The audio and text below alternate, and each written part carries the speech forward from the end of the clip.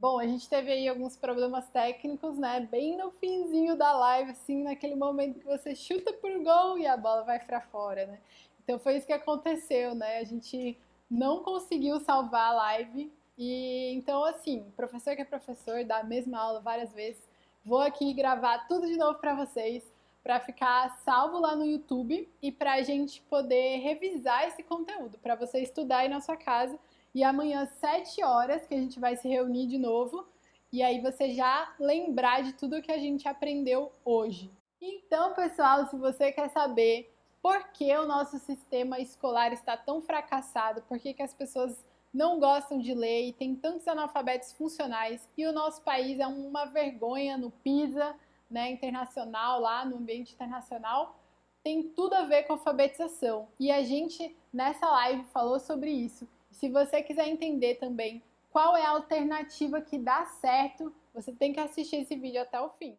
Olá pessoal, tudo bem? Eu sou Natália Evangelista, esposa do Lucas.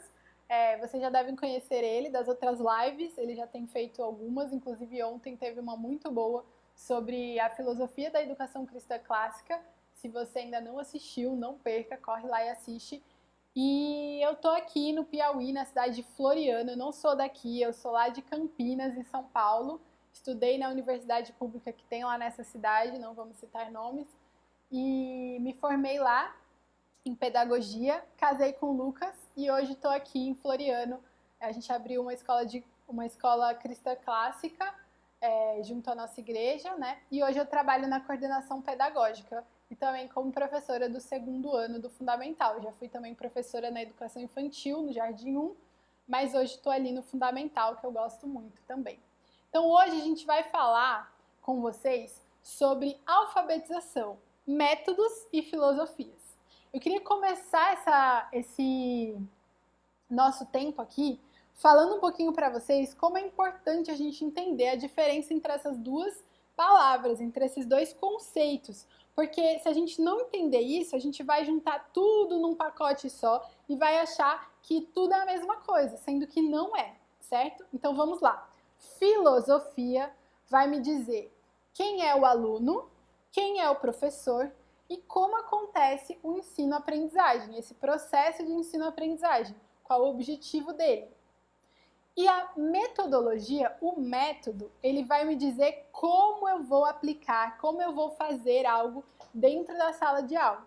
Então são coisas distintas. A gente pode unir uma filosofia a um método para ter ali a nossa prática na sala de aula. Mas são coisas distintas. A gente tem que entender cada um deles. Tudo bem? Então vamos adiante. Para a gente entender primeiro a questão da filosofia, eu trouxe aqui um contraste, eu quero passar por isso rápido, porque o Lucas já falou sobre isso ontem na live, né? Mas falar sobre a educação cristã clássica, essa filosofia de ensino, e sobre a educação moderna, essa filosofia de ensino. Quais são essas três respostas, né? Essas três perguntas que eu fiz, qual a resposta que cada uma delas dá para essas perguntas e entender a diferença entre elas, porque isso vai ser essencial para a gente aplicar depois na nossa prática, na nossa metodologia e entender por que algumas metodologias simplesmente não casam com a educação cristã clássica, que é a que nós assumimos aqui. Então vamos lá, vamos responder essas perguntas e fazer esse contraste entre essas duas filosofias. Primeiro, quem é o aluno para a filosofia da educação moderna, ou interacionismo, né, se a gente quiser dizer assim? O aluno é o centro da aprendizagem, o centro do processo de ensino-aprendizagem. Ele é que faz todas as coisas acontecerem e ele pode sozinho construir o seu conhecimento. Ele vai ali interagindo, né, e vai construindo o seu conhecimento. Então ele é totalmente ativo no processo e ele é considerado o centro desse processo. Tudo bem? Agora vamos para a filosofia da educação cristã clássica. Quem é o aluno dentro dessa filosofia? O aluno ele é parte sim do processo, mas ele não é o centro de maneira nenhuma. O centro do processo de ensino-aprendizagem é Cristo, é o próprio Deus. Ele se revela ao aluno e sem ele o aluno não consegue aprender, porque sem ele é um pecador, ele não tem como compreender a verdade. Ele está cego ali pelo pecado, né? Ele está diante de uma realidade caída, né, do pecado. Então ele precisa de Deus para compreender todas as coisas, para aprender. Então o aluno não é o centro, o aluno é parte do processo, mas Deus é o centro. Tudo bem? Agora vamos responder a segunda pergunta. Quem é o professor dentro de uma perspectiva moderna da educação? O professor, ele é somente um mediador. O que ele faz na sala de aula? Ele organiza o ambiente, né, os estímulos ali que a criança vai ter. Ele faz perguntas, ele induz a criança em perguntas. E assim ele vai ajudando a criança a construir o seu próprio conhecimento. Mas ele não pode, ele é proibido de transmitir um conhecimento previamente estabelecido. Isso para a pedagogia moderna, isso é um palavrão, isso é como se fosse uma ofensa ao aluno. Você dizer a ele que ele não sabe, que ele precisa aprender. Isso é muito ruim. Então, a filosofia moderna de educação vai dizer que o professor é um mediador. E a filosofia cristã clássica? Quem é o professor dentro dessa filosofia? Para essa filosofia, o professor é o mestre, ele é o modelo a ser seguido. Claro que ele não é o modelo maior, tem um modelo acima dele, que é Cristo, né? Mas assim como Paulo fala pra gente, né? A gente deve ter essa perspectiva. O mestre, ele é alguém que, ao imitar Cristo, convida o discípulo, convida o aprendiz a imitá-lo. Então, imitando ele está imitando Cristo, então o aluno está também sendo mais parecido com Cristo. E esse é o nosso professor dentro da filosofia cristã clássica. Ele não é apenas um mediador, ele é que transmite o conhecimento, ele é a autoridade ali na sala e ele vai instruir a criança. Tudo bem? Agora vamos responder a terceira pergunta. O que é o processo de ensino-aprendizagem? Como ele acontece? Qual o seu objetivo dentro da filosofia moderna de educação? Bom, o processo de ensino-aprendizagem é uma interação do indivíduo com o seu meio e também com o outro, né? A pedagogia adora essa palavra, o outro, Vygotsky e tudo mais. Estudei demais, tenho até um pouco de abuso dessa palavra, mas enfim, só um desabafo aqui para vocês. Voltando, né? Então, nessa interação do indivíduo com o meio e com o outro, ele vai construindo o seu conhecimento, ele vai determinando o que é certo e o que é errado para ele. E o que é certo e errado para ele não necessariamente é certo e errado para outra pessoa. Então, a gente tem aí uma ideia de autonomia, que é o objetivo desse ensino, né? Construir um conhecimento autônomo, né? Indivíduos críticos, que eles falam assim. Ou seja, e construir ali um conhecimento, né? Que a pessoa vai ter para ela mesma. Ela vai definir o que é certo e errado para ela, o que funciona, o que não funciona, e etc. Então, assim, por exemplo, nas escolas, a gente faz muita assembleia dentro dessa perspectiva. Porque na assembleia os alunos discutem ali entre eles o que funciona, o que não funciona na sala, quais serão os combinados e tudo mais. E aí no final desse processo a gente tem lá o que é certo e errado da sala de aula. Mas não porque isso foi previamente estabelecido pelo professor. Não, isso foi determinado pelos próprios alunos, que são o centro do ensino e que vão construir a sua autonomia, vão conseguir seguir esse padrão moral aí dentro do que eles acham que é certo e errado. Então essa perspectiva também gera um relativismo, né? Porque não existe um certo e errado absoluto. O que é certo para mim pode não ser para você e tudo mais. Essa é a perspectiva pedagógica moderna. Agora vamos contrastar com essa terceira pergunta dentro do método cristão clássico. O que é o processo do ensino-aprendizagem para o método cristão clássico, né? Então, o processo é um processo instrutivo, né? Deus, por exemplo, ele se revela ao homem. Ele não faz perguntas e deixa o homem descobrir por ele mesmo, porque ele sabe, ali em Romanos capítulo 1 fala, que o homem por ele mesmo só leva à idolatria, né? O homem tira conclusões erradas e ele acaba adorando a criatura ao invés do Criador. E aí ele distorce a verdade e transforma o que é loucura em verdade e a verdade em loucura. E assim tudo se bagunça, né? Então não é isso que Deus faz. Deus, ele instrui o homem, ele se revela. E da mesma maneira a educação cristã clássica acredita que o processo de ensino-aprendizagem tem que ser instrutivo, ele não pode ser indutivo. Então o professor, ele vai instruir, ou a autoridade ali, a autoridade máxima é Deus, né? Depois nós temos também os livros clássicos, né, que são os grandes ali, as autoridades do passado, e temos ali a autoridade imediata, que são os pais ou o professor ali na sala de aula. Essa autoridade, ela vai instruir o aluno no caminho que ele deve andar, e assim ele vai aprender e vai poder cada vez mais ganhar responsabilidade dentro desse processo. Então a gente também tem que entender as 3 fases, a gramática, a lógica e a retórica. Né? A gramática ali, uma fase onde ele tem menos responsabilidades, onde ele está adquirindo conhecimento dos fatos. A lógica, onde ele vai começar a ser um pouco mais ativo, pensar sobre o que ele aprendeu, questionar, fazer suas indagações e relacionar esses conhecimentos. E depois a retórica, quando ele vai praticar dentro de uma vocação do reino de Deus aquilo tudo que ele aprendeu e pensou.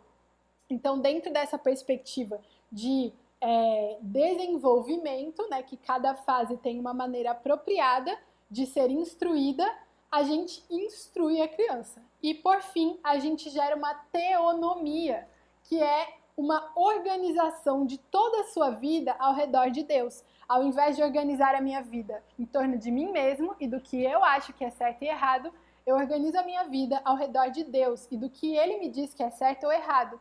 O Lucas falou ontem pra gente sobre liberdade e condenação, né? Muitas vezes a gente diz assim, nossa, é tão bom ser livre, fazer o que quiser, mas Deus não fala isso pra gente. Deus fala que quando o homem faz o que ele quer, faz o que está lá no coração dele, ele acaba indo para um caminho mau, ele acaba se dando mal no final. Ele acaba no caminho da condenação, se autodestruindo, né? Mas quando o homem compreende ali os padrões morais de Deus, o que ele define que é certo e errado, e ele caminha dentro do caminho do conhecimento, da sabedoria, ele se dá bem ao final. E ele vive uma vida plena, uma vida de verdadeira liberdade. E é isso que a gente quer gerar no aluno, né? Um aluno livre em Cristo, que ele possa viver a vocação dele, encontrar o seu prazer em viver essa vocação, para que ele seja um servo útil nas mãos do seu Deus, certo? Então, agora que a gente falou um pouquinho sobre as filosofias, vamos partir para os métodos. Primeiro, eu vou dar um panorama geral de todos os métodos de alfabetização que nós conhecemos. Claro, de maneira geral, não vou ficar falando especificamente de cada um, mas vou trazer aqui o nome, vou mostrar o que significa e vou mostrar um exemplo numa cartilha, para você conseguir fazer essa distinção entre os principais métodos. E depois que a gente apresentar todos os métodos, eu vou defender um método, que é o método fônico, e vou mostrar ele em contraste, assim como eu fiz agora, no começo da live, eu vou mostrar um contraste entre esse método e o método construtivista, que é o mais ensinado hoje nas universidades. Inclusive, foi o método que eu fui ensinada. Essas coisas que eu estou ensinando para vocês aqui hoje, que eu estou compartilhando, eu tive que aprender depois, porque ninguém me ensinou na faculdade essas coisas, tudo bem? Vamos lá então para os métodos de alfabetização. É muito importante a gente entender que os métodos de alfabetização, eles estão divididos em 2 grandes grupos e depois um terceiro que é consequência desses 2. E eu coloquei aqui numa anotação na parede para vocês entenderem. Os métodos de alfabetização, eles podem ser divididos em métodos sintéticos, que vão das partes pequenas para um todo maior, ou os métodos analíticos, que é o oposto dos métodos sintéticos. Eles vão analisar o todo para dele tirar as pequenas partes. Então, essa é a principal diferença. Tem os métodos sintéticos e os métodos analíticos. E, por fim, a gente tem ali um grupo de métodos mistos, que não tem nem nome, né? Os métodos mistos são o quê? São a mistura miscelânea entre esses 2 métodos. E aí a gente tem hoje nas escolas, principalmente, um monte de métodos mistos. Ou até o que uma uma teórica da educação que eu estava lendo esses dias disse que a gente tem, na verdade, hoje em dia no Brasil, é uma desmetodização da alfabetização. Que significa o quê? Que ninguém conhece mais um método puro, né? Ninguém usa mais um método puro e simplesmente. As pessoas ou misturam tudo, ou mesmo nem dominam nenhum dos métodos e fazem o que querem, sem método nenhum mesmo, porque a metodização está sendo descartada, né? Está sendo diminuída. As pessoas acham que usar um método é algo assim muito engessado, que não tem liberdade para o professor, então muitas vezes a desmetodização é o que é sugerido, inclusive, por alguns diretores e coordenadores aí de escolas. Bom, vamos lá então, vou apresentar para vocês 3 métodos dentro do sintético, 3 exemplos de métodos sintéticos e depois 3 exemplos de métodos analíticos. Os métodos sintéticos vão da parte pequena para o todo. Então, o primeiro exemplo que a gente tem aqui de método sintético é o método alfabético. Sintético, alfabético. Sintético, você já sabe o que significa, da parte para o todo. Alfabético é fácil de entender, significa que parte do alfabeto. Então, o que esse método vai fazer? Ele vai apresentar todo o alfabeto para a criança e vai começar a fazer as combinações possíveis dentro do alfabeto. Eu trouxe aqui para vocês a cartilha ABC da infância, bem antiga, para vocês verem. Vê se o enquadramento tá bom, Lucas. Tá bom? Joia. Então, olha só, essa daqui é a primeira carta dessa cartilha. O que ela mostra aqui? Em cada coluna, uma vogal e em cada linha, uma consoante na ordem alfabética.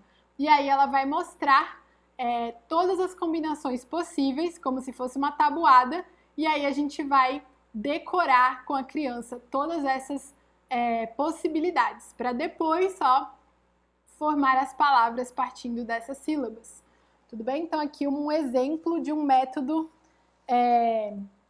sintético alfabético. Agora vamos ver um método sintético silábico. Se é um método sintético, eu já disse, vai do pouco, né, do pequeno, para o grande, para o todo. Então a gente vai da sílaba, se é o método silábico, a gente vai da sílaba para as partes maiores, palavras, frases e tudo mais. Então o método silábico, a grande diferença é que ao invés de apresentar todo o alfabeto de uma vez, ele vai apresentar as vogais e depois as famílias das sílabas. Então, por exemplo, ele vai apresentar a letra B, ele vai fazer ba, be, bi, bo, bu. Aí depois a letra C, K, C, Si, Có, Cu. Aí a letra D, Da, De, Di, Dó, Du. E assim por diante. Muitas pessoas foram alfabetizadas assim, nossos avós, até mesmo nossos pais foram alfabetizados assim, aprendendo as famílias das sílabas para depois conhecer tudo mais. E eu trouxe aqui para vocês a cartilha da infância, do Tomás Garlhado, para vocês verem um exemplo de cartilha assim. Vejam só, vê se tá bom, Lucas, o enquadramento. Assim? Sim? Então, olha só aqui, a gente tem a letra N e a gente vai formar na, né, ni, no, nu, e depois tem o som do RR, né, que é o R forte, e a gente vai formar ra, ré, ri, ro, ru. E por fim, depois a gente vai montar palavras usando essas sílabas. Então, esse é o método silábico. Tudo bem? E aí agora a gente vai falar do terceiro método sintético, que vai da parte para o todo, que é o método fônico. A principal diferença do método fônico para os outros dois métodos é que ele não ensina o nome da letra. Por exemplo, A, B, C, D, E, F, G, H. Não ensina dessa maneira. Primeiro, a gente vai ensinar os sons das letras, quais são os fonemas, para depois a gente chegar em nomes das letras, grafia das letras e tudo mais. Então, por exemplo, ao invés de ser A, B, C, D, E, a gente diz assim, ó, A, B, C, D, E ou E, F, G, H não tem som, então é assim, I, J, K, e assim por diante. Todo o alfabeto, ao invés de ser aprendido primeiro pelo nome das letras, a gente apresenta para a criança o som que aquela letra faz. Porque se ela é uma falante da língua, ela vai conseguir ouvir o que ela mesma fala e vai decodificando esses sons para poder transformar eles em grafemas. E depois, claro, a gente apresenta o nome das letras, mas esse não é o mais importante. O mais importante são os sons das letras. Então, olha só, eu trouxe aqui para vocês também um material que é fônico, né? Esse é um pouco mais moderno. Ele apresenta aqui o som do A e as 4 grafias da letra, e depois ele começa a aplicar, tá bom, Mayu? E ele começa a aplicar de diversas maneiras. O uso de imagens para a gente falar o som e ver se percebe se o som está lá ou não é muito comum nesse método, certo? E agora que a gente já conheceu os 3 métodos que são sintéticos, que vão da parte para o todo, agora nós vamos ver os analíticos, que vão do todo para a parte. Então, os métodos analíticos, é importante a gente saber disso, eles foram como que uma reação aos métodos sintéticos. Algumas pessoas começaram a achar que seria muito ruim partir da parte para o todo, porque esse partir da parte para o todo geraria uma mecanização na criança. Então, ao invés de ensinar isso, a gente ensina um contexto, um todo, que pode ser várias coisas que eu já vou mostrar, e aí depois a gente separa isso em partes para chegar nas letras, por exemplo. Então, olha só, o primeiro método analítico que eu vou apresentar para vocês é a palavração. Palavração, o próprio nome diz, vem da palavra. Então, a gente parte de um todo que é pequeno ainda, né, a palavra, e vai da palavra tirar o som ou tirar a letra, né? Então, olha só, eu trouxe para vocês aqui a cartilha maternal do João de Deus. Vê aí se está bem enquadrada, Lucas. Então, essa cartilha aqui, ela mostra pra gente o que cada parte dessa alfabetização vai fazer. Olha só, vou mostrar o R, então vou colocar várias palavras com R. Vou mostrar o S, então vou colocar várias palavras com S. E assim por diante. Depois que eu mostrar isso, aí eu posso abstrair sílabas ou letras. Então, essa é a palavração. Ele vai do todo, que é a palavra, para a parte, que é a letra. E depois da palavração, nós temos a sentenciação. A sentenciação, você já deve ter entendido como funciona esses nomes dos métodos, né? Primeiro, a gente tem o caminho que ele faz, se é sintético ou analítico, e depois a gente tem a parte ou o todo de onde ele sai. Então, se eu tenho um método analítico de sentenciação, então eu vou do todo para a parte, e esse todo do qual eu parto é uma sentença, né? São frases.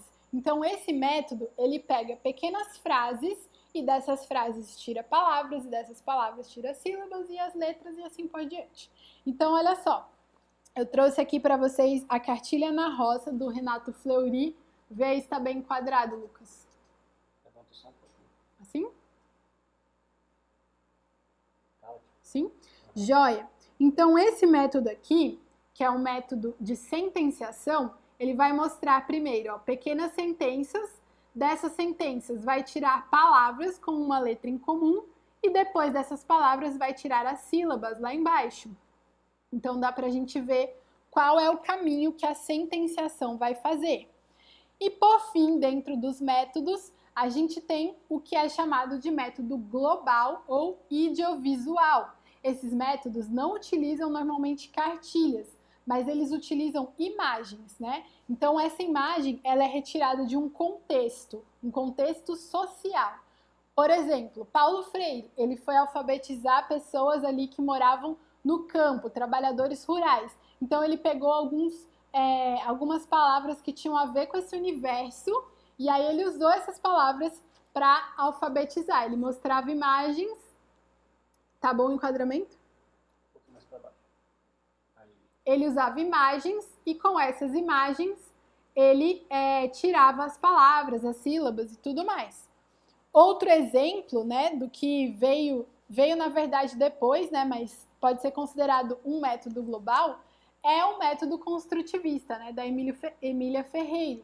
Então a gente tem lá todo esse livro que ela escreveu da psicogênese da língua escrita, que inclusive eu tenho aqui porque eu tive que ler na faculdade, mas assim, ó, não indico esse livro, certo? Depois eu vou mostrar as aplicações dessa filosofia e dessa metodologia, mas por enquanto só mostrando aí o livro, né? E ela diz o seguinte, ela diz que o todo de onde eu vou partir é o ambiente alfabetizador. Então eu tenho que criar todo um ambiente, né? Um contexto social da língua escrita. Então eu vou colocar a criança em contato com livros, com jornais, com coisas escritas, e desse contexto ela vai tirar tudo o que ela precisa, né? As partes menores, as palavras, sílabas e tudo mais. Então assim a gente pode classificar os métodos principalmente nesses dois blocos, métodos sintéticos da parte para o todo, métodos analíticos do todo para a parte. E aí a gente chega no terceiro grupo, que são os métodos mistos, que fazem um pouquinho de mistura entre esses dois métodos. Um exemplo muito recorrente aqui no Brasil é a cartilha Caminho Suave. A cartilha Caminho Suave, por exemplo, ela faz esse caminho da sentenciação, ela apresenta Eva viu a uva, né? E depois ela tira as famílias e trabalha com as famílias das sílabas. Então ela trabalha baba e babu e tudo mais. E ao mesmo tempo ela trabalha um pouquinho essas imagens, ela trabalha ali com metagrafemas, né? Que são as imagens junto com a letra. Então ela mistura várias coisas, digamos assim, ela tenta pegar o que é melhor de cada um e aí ela junta lá e faz uma cartilha. Cartilha Caminho Suave, né? Então é um método misto. E lembrando que hoje em dia no Brasil é muito difícil você encontrar uma escola que ensine um método puro, né? Normalmente ou são métodos mistos ou até mesmo desmétodos, ou seja, não tem um método definido. Cada um ali faz o que quer na sua sala de aula, tudo bem? Então agora que a gente já falou sobre os principais métodos e as principais filosofias, eu queria mostrar para vocês, na prática, fazer um contraste entre o método de alfabetização construtivista, né, que é global, e o método fônico, né? Por que eu quero fazer essa distinção com vocês? Porque os métodos sintéticos, eu quero mostrar para vocês que eles se adequam muito mais facilmente a uma filosofia de educação instrutiva, como a educação cristã clássica. Por quê? Porque se eu parto da parte para o todo, eu consigo entender melhor, eu sou instruída a como organizar esses fatos, né, essas ideias principais para poder formar o meu todo, que seria a palavra e tudo mais. Então, os métodos sintéticos, eles se encaixam melhor com a filosofia cristã clássica. E se você quiser usar o método da soletração ou o método da silabação, você pode usar, mas o método mais eficiente, o que tem sido mostrado pelas pesquisas e tudo mais no Brasil e no mundo, né? Na verdade, o mundo está até à frente, porque no Brasil agora que a gente está retomando aí a alfabetização fônica, né? Mas no mundo já é, assim, já é consenso de que o melhor método é o fônico, porque ele é o que mais funciona. Então, a gente vai fazer essa aplicação do método fônico dentro da filosofia cristã clássica, comparando e contrastando com uma metodologia construtivista de alfabetização, partindo de uma filosofia moderna, interacionista, tudo bem? E por que eu vou casar a minha filosofia moderna interacionista com um método que é analítico? Ora, porque tem tudo a ver. Se eu vou partir do todo e analisar o todo para chegar nas partes, eu vou ser indutiva, vou fazer perguntas para extrair dali o que eu preciso. Então, se a minha filosofia é indutiva, ela vai fazer partir de perguntas, é muito mais claro fazer esse casamento entre a filosofia interacionista, né, moderna, e os métodos analíticos de alfabetização. Mas, lembra, são coisas distintas, certo? Vamos lá, então. Primeiro eu vou explicar para vocês qual é o método construtivista na sua prática mesmo, o que é que ele faz, cada passo e tudo mais. E depois a gente vai contrastar com a metodologia fônica. Vamos lá, o método construtivista, ele acredita que a criança ela aprende pelas hipóteses da língua escrita. O que são hipóteses? Você conhece essa palavra? Hipótese é uma afirmação que eu não tenho certeza se é verdadeira ou falsa. Eu vou testar para descobrir se a minha hipótese é uma verdade ou uma mentira. E aí depois que eu provo uma hipótese, ela não é mais uma hipótese. Aí ela já é algo comprovado, ela já é uma verdade.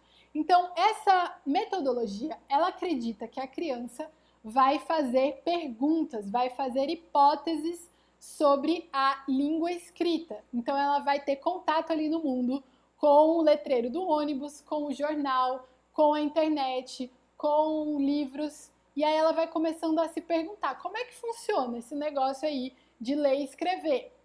E aí ela vai fazendo várias induções, né?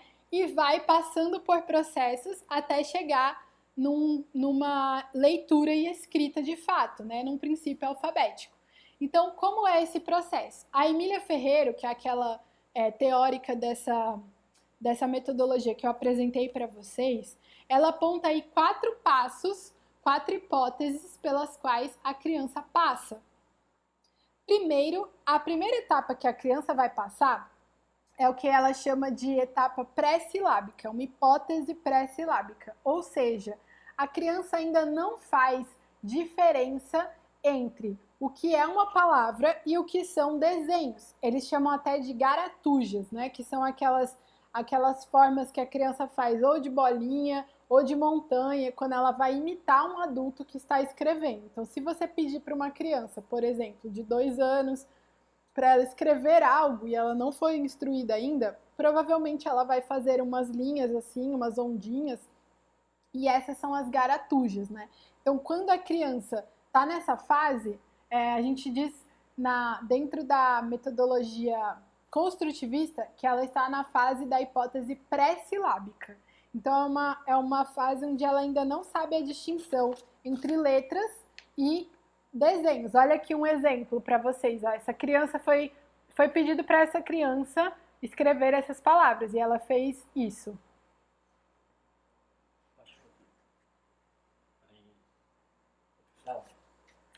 Ou essa outra aqui, ó, que ela ainda não consegue diferenciar. Ela sabe que algumas coisas são letras, mas ela ainda não diferencia, ó.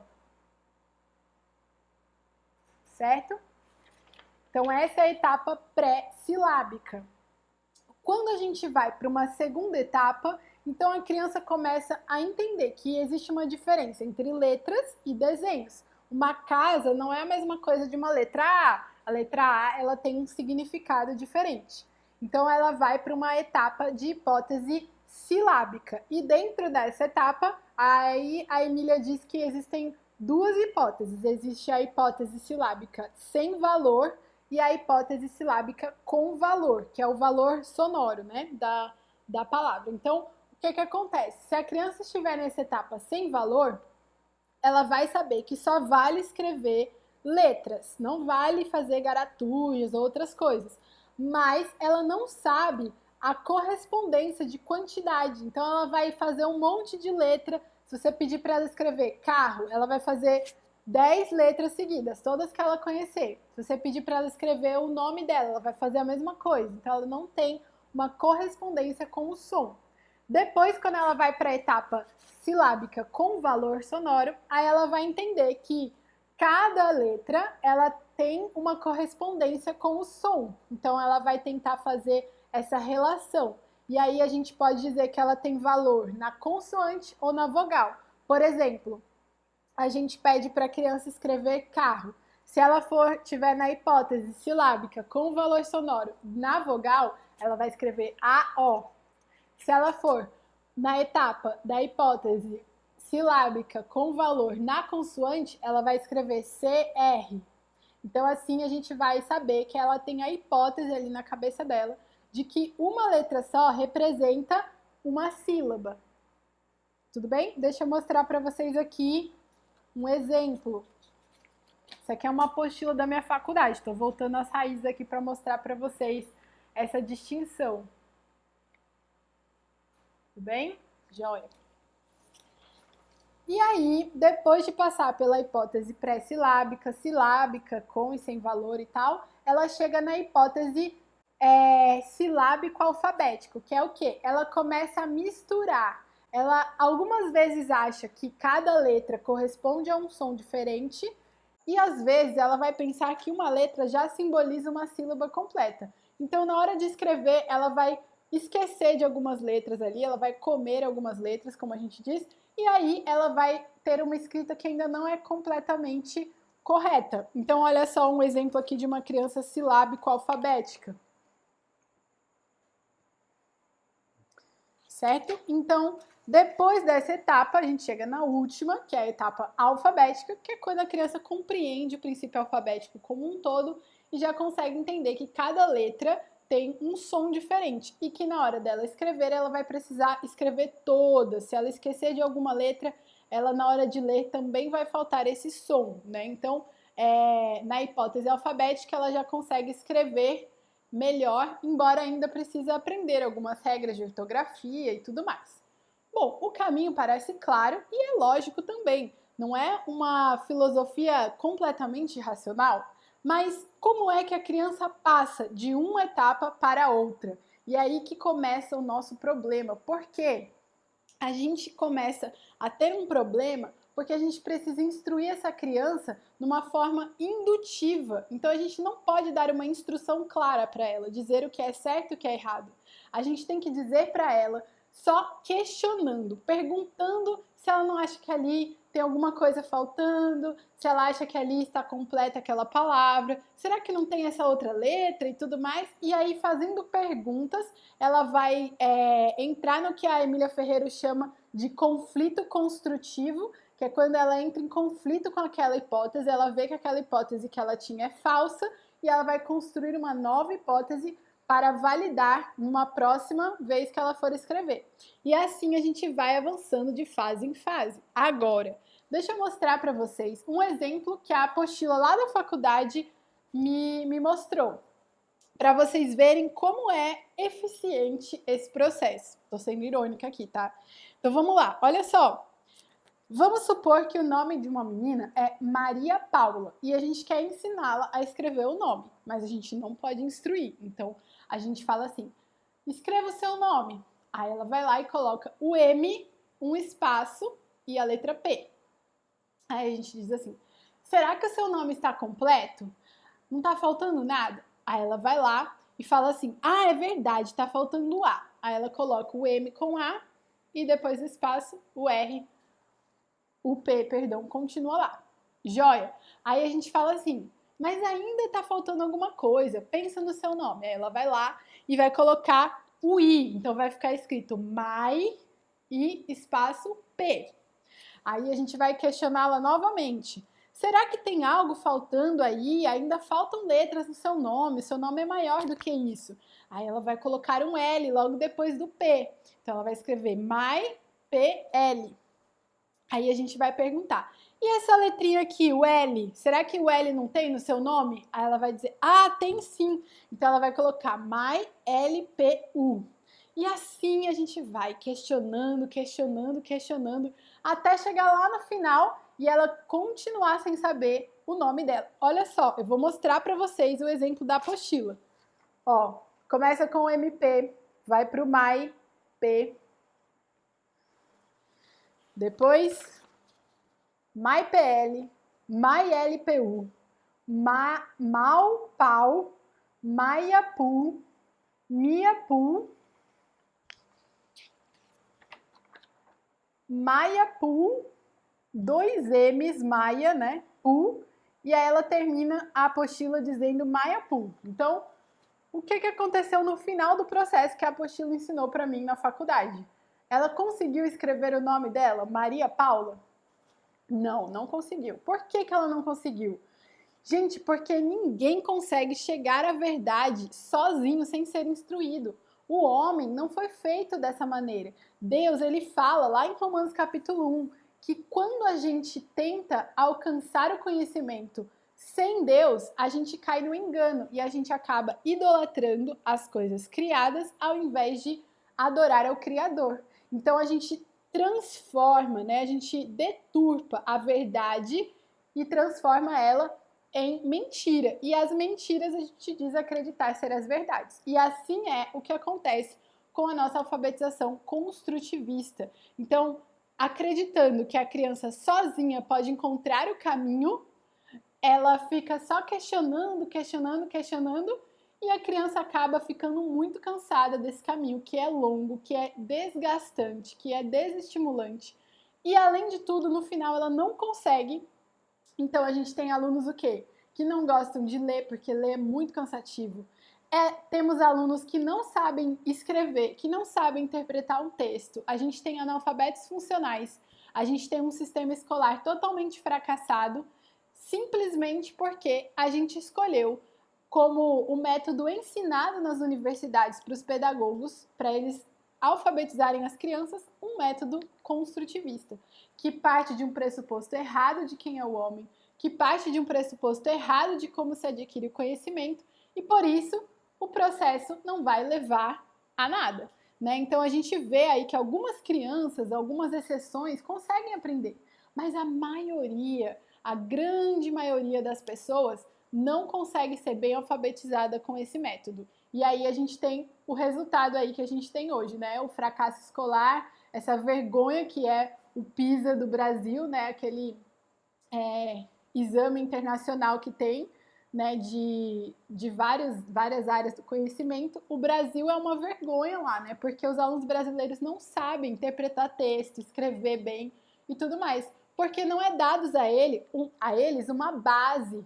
Eles têm que sair deles mesmos para chegar não sei onde, né? Então, ao invés de se apoiar nessas autoridades do passado, a gente simplesmente deixa a criança construir o seu próprio conhecimento. E ela não consegue chegar a lugar algum.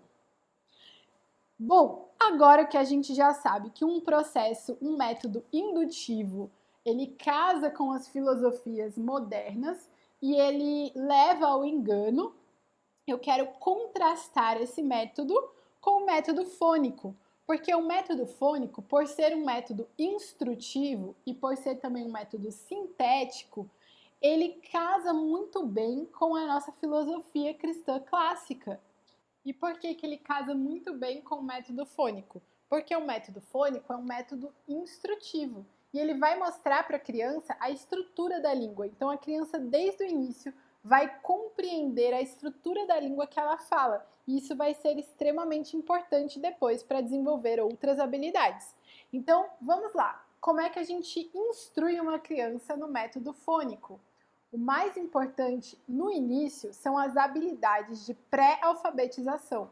Se você acompanha o Nadalim, se você já teve contato com algum material dele antes, você vai saber da importância disso, que ele explica isso muito bem.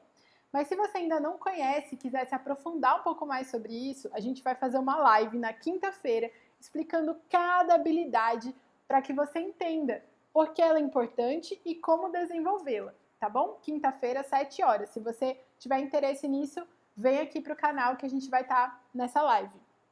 Hoje eu vou falar só os tópicos, né? Quais são elas, e aí na quinta-feira a gente vai desenvolver, tá bom? Então vamos lá. A primeira habilidade de pré-alfabetização muito importante é a fala. Ora, se é um método fônico, a criança tem que ouvir bem e tem que falar bem para que quando ela reproduza um som, uma palavra, ela consiga decodificar. Então é muito importante ter uma pronúncia clara, ter um repertório variado. Claro que quando a criança é pequena, ela precisa desenvolver isso, mas faz parte do currículo o desenvolvimento bom da fala.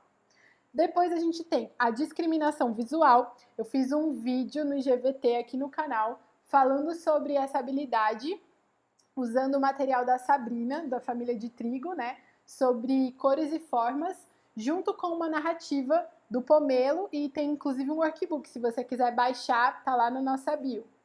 E aí, depois da discriminação visual, a gente tem a orientação espacial, que é saber posicionar as coisas, saber o lado, saber se está em cima, embaixo, posicionar no ambiente também. E depois a gente tem a ordenação temporal, que inclusive também é uma habilidade que eu citei também no IGVT sobre o material de história, né, que a gente trabalha na pré-gramática, que é o material do Bad's History of Me e Bad's History of Us, que em português é Atílio conta a minha história e Atílio conta a nossa história. Então, colocar os eventos numa ordem cronológica ou mesmo distribuir fatos, né, numa ordem lógica. Isso tudo é ordenação temporal. Além da ordenação temporal, a gente também tem as habilidades de síntese e análise, aqui como habilidades, não como método. Nós temos também memória de curto e longo prazo, nós temos o desenvolvimento da percepção auditiva, nós temos a interpretação oral e de imagem, então olhar para uma figura e saber identificar ali quantas pessoas tem, que cores estão ali, tudo isso faz parte também do nosso currículo de Belas Artes nesse início, né? Nessa pré-gramática. E a gente trabalha essa habilidade de interpretação visual, que é muito importante. E depois também temos a motricidade, que todos os métodos falam que a motricidade é importante, né? Isso é algo que todos concordam, porque não tem como a criança pegar, fazer os movimentos se ela não tiver a motricidade. Então essa também é uma habilidade de pré-alfabetização muito importante para a gente. Bom, se num currículo você terminou de desenvolver essas habilidades de pré-alfabetização, você vê que a criança está pronta, agora você vai introduzir o princípio alfabético. O que é o princípio alfabético? São as letras, os sons, né? Que a gente tem essa decodificação, a gente introduz nesse momento, para que ela entenda o princípio alfabético, que ela saiba decodificar, ler e escrever. Então, para introduzir essas letras, a gente não faz todos da mesma maneira. Existem pessoas no método fônico que preferem apresentar as vogais, todos partem das vogais, isso é consenso. Mas depois, tem pessoas que gostam de apresentar os fonemas, né? Na ordem alfabética, então apresenta o A, I, O, U, né? E depois apresenta o B, depois o C, depois o D, e assim por diante, né? Então, os fonemas da letra B, da letra C, da letra D e assim por diante, na ordem alfabética. Aqui na escola a gente não trabalha assim, e o Veritas Press também não trabalha assim. A gente trabalha com uma ordem fonética, que considera a posição que a gente usa a nossa boca na hora de falar. Então, a gente parte dos fonemas que são mais facilmente pronunciados, que são os da frente da boca, para depois os fonemas que são mais difíceis, como os da garganta, por exemplo. Se você quiser saber sobre isso também, sobre ordem de fonemas, qual o pensamento, né, o princípio por trás dessa escolha de ordem que a gente faz, você pode assistir nossa live amanhã, às 7 horas. Amanhã a gente vai falar sobre isso, sobre a ordem fonética, né, de todas as letras, os sons, e aí a gente vai também introduzir algumas dicas sobre isso. Hoje eu não vou me estender nisso. E depois de você ensinar para a criança todos os sons, né, lembrando que são os sons mais simples primeiro e depois os mais complexos, então você vai aplicar isso, você vai começar a relacionar os sons entre si, né, juntar em sílabas, depois em palavras, em frases, até chegar em livros. E a gente tem que entender também que dentro da filosofia de educação cristã clássica, a gente tem as fases, né, gramática, lógica e retórica, mas dentro da fase a gente também tem esses 3 aspectos. Então, dentro dessa perspectiva de alfabetização, eu também tenho uma gramática, uma lógica e uma retórica nesse processo de alfabetização.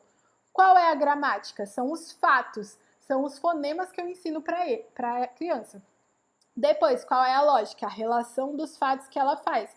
Ou seja, juntar fonemas, formar sílabas, formar palavras, isso é a lógica, a fase de conectar o que ela está aprendendo. E depois nós temos a retórica também, que é uma aplicação prática daquilo que ela já aprendeu e relacionou. O que é a retórica? É a leitura. Então a gente trabalha aqui na escola com um material que tem primers. Primers são pequenos livrinhos com os fonemas que elas já aprenderam. Então a cada bloco de aprendizagem ela vai ter um livrinho para poder praticar só aqueles fonemas que ela já aprendeu. E é uma narrativa, né? É um instrumento de integralização que a gente usa na educação cristã clássica, são as narrativas. Também falei sobre isso lá no primeiro vídeo do GVT, mas a gente vai ter uma live só sobre isso. Eu vou apresentar todo o material de alfabetização que a gente usa aqui na escola, que é o da Veritas Press, adaptado e traduzido por nós. E a gente vai ter essa live sobre a narrativa na sexta-feira. Então, se você tem interesse sobre isso, sexta-feira, 7 horas, vem aqui para o canal que a gente vai estar aqui falando sobre isso, tá bom? Então, concluindo aí todo o nosso pensamento sobre a alfabetização e sobre essa distinção que a gente fez, né? A gente conclui que esse processo de alfabetização fônica, ele é instrutivo e não só isso, ele também é libertador, porque ele dá para a criança a base que ela precisa para poder, então, sobre isso, pensar e desenvolver toda a sua linguagem, o sistema de escrita dela. Então, é um método muito coeso, muito consistente e que se casa perfeitamente com a filosofia cristã clássica. Espero que tenha ajudado você a compreender tudo isso. E antes de terminar o nosso tempo, eu queria apresentar aqui um livro que eu acho que é muito bom para a gente entender essa distinção, né, entre a filosofia construtivista moderna e a filosofia cristã, né, de uma maneira mais geral, não foca na clássica, mas é cristã. Então, esse livro aqui, do Solano Portela, O que estão ensinando aos nossos filhos. Ele faz uma crítica a um grande teórico do interacionismo, que é o Piaget, né, e ele vai mostrar como é anticristã essa filosofia e como a gente pode cair num grande engano se a gente tentar misturar essa filosofia com a nossa prática, né? Nós como cristãos. Então, espero que você leia também, faça uma boa leitura, que vai ser muito bom para você. E acompanhe aí a nossa semana, nossa maratona de alfabetização, né? Na maratona clássica. Vai continuar amanhã, às 7 horas, a gente está aqui de novo. Revise todos os conteúdos para você poder acompanhar e tirar suas dúvidas, tá bom? Boa noite para você. Tchau!